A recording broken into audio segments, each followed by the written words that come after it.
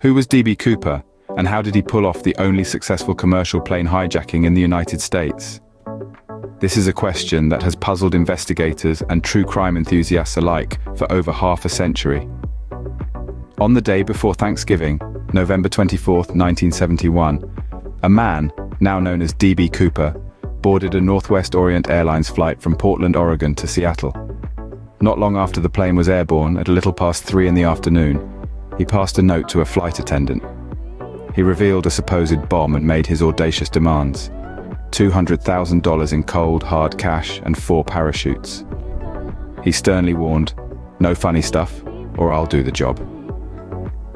Upon landing in Seattle, the plane was met with law enforcement and the ransom Cooper demanded. The passengers and most of the crew were released, leaving just a skeleton crew to fulfill Cooper's next demand. The plane was refueled and took off again, destination unknown. As the Boeing 727 soared through the night somewhere between Seattle and Reno, Cooper did something unimaginable.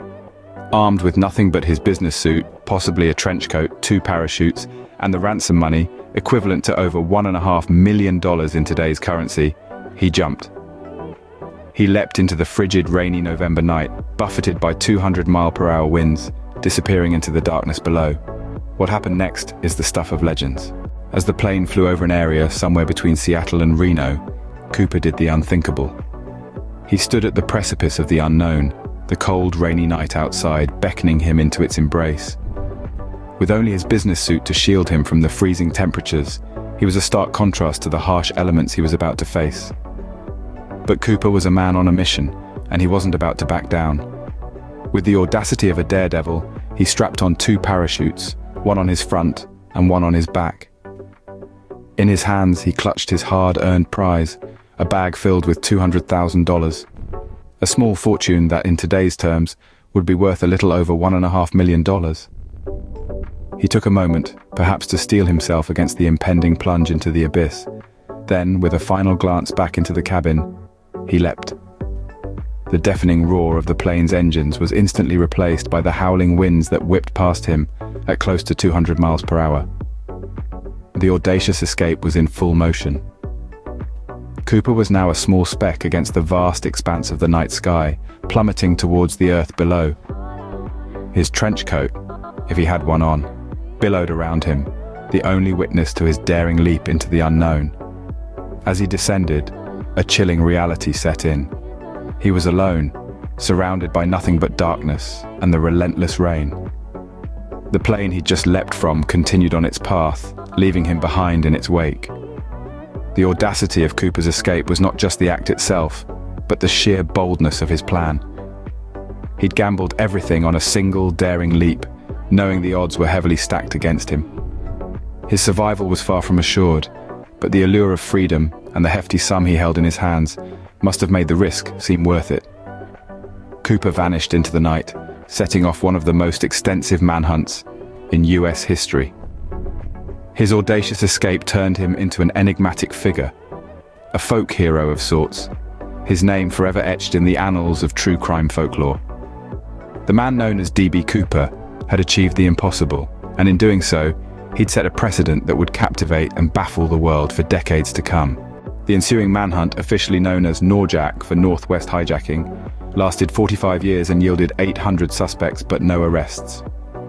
This hunt, the most extensive and longest in FBI history, spanned almost half a century, but despite the tireless efforts of countless investigators, D.B. Cooper remained as elusive as a shadow in the dark. From the rugged mountains of Washington to the dense forests of Oregon, law enforcement combed the Northwest terrain, hoping to uncover some trace of the audacious hijacker. Yet, all they found were whispers and speculations, a scattering of theories as varied as the landscape they searched. The man who had leapt into the night with $200,000 in his grasp seemed to have disappeared into thin air. As the years stretched on and the trail grew cold, D.B. Cooper began to morph from a wanted fugitive into a figure of folklore. His daring escape, his calm demeanor, his meticulously planned heist. All these elements coalesced into a narrative that captivated the public imagination. He became the subject of songs and films, the inspiration for TV shows and podcasts.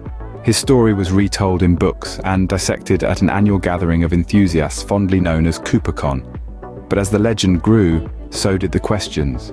Who was D.B. Cooper? Where did he go? How did he manage to vanish without a trace? And perhaps the most tantalizing question of all, did he survive his audacious escape?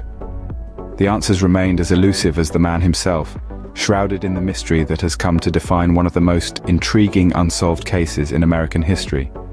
But did Cooper survive his audacious escape? As we delve deeper into this extraordinary story, we'll explore the theories and suspects that have emerged over the years, each offering a different perspective on the enigmatic figure known as D.B. Cooper. So stick around, because the mystery is far from over. It's likely Cooper didn't survive the jump, but no concrete evidence has ever been found to confirm this. The enduring mystery of D.B. Cooper's fate continues to fuel speculation and debate. In 1980, nearly a decade after Cooper's audacious escape, a startling discovery was made. Some of the ransom money was found near the Columbia River. This led some to believe that Cooper had parachuted into the water and met his end there. But the waterlogged bills only deepened the mystery. Fast forward to 2020, a study was conducted that threw a wrench into this theory. Scientists examined diatom species on the recovered bills. Diatoms are microscopic algae that can provide clues about the environment and time of year. What they found was surprising. The diatoms suggested that the bills were exposed to water around May or June, not November when Cooper made his daring leap. So if Cooper did plunge into the Columbia River, it wasn't on that fateful November night. The lack of definitive answers about Cooper's fate has only served to keep the mystery alive. Did he die from the risky jump, or did he manage to survive and live out his days in obscurity?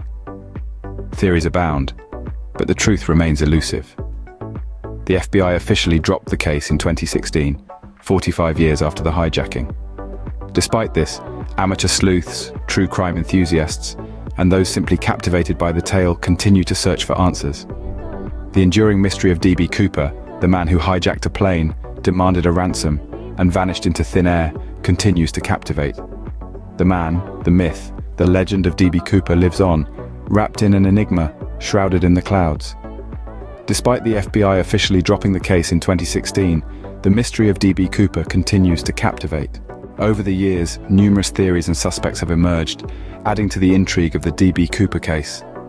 Each one more fascinating than the last, they've stoked the embers of this enduring mystery, keeping it alive in the hearts and minds of true crime aficionados around the world. One theory that stands out is the claim that Cooper was actually a transgender woman named Barbara Dayton. Dayton, who passed away in 2002 at the age of 76, was said to have confessed to the daring hijacking to friends, claiming she'd committed the crime prior to her gender reassignment surgery. Despite her dramatic revelation, no concrete evidence has been found to definitively link Dayton to the infamous crime. On the other hand, we have the recent developments brought forth by true crime investigator Eric Ulis. Ulis, who previously focused on suspect Sheridan Peterson, has now shifted his sights to Vince Peterson, a former employee of Crucible Steel. This change in direction was instigated by a lab analysis of the tie Cooper left behind on the hijacked plane. The presence of rare earth elements on the tie, elements commonly used in steel production, led Ulis to suspect that Cooper could have been a steel worker. Despite the compelling nature of this theory, Vince Peterson's son has staunchly denied his father's involvement, adding yet another layer of intrigue to this decades-old mystery. In the midst of all these theories and conjectures, Robert Rackstraw has also been a notable suspect. A Vietnam War veteran with a criminal record, Rackstraw's daredevil reputation made him a tantalizing suspect. However, despite the mounting speculation and media attention, Rackstraw's connection to the hijacking remains unproven. Who was D.B. Cooper? We may never know, but the legend of his audacious hijacking will forever remain an enduring mystery.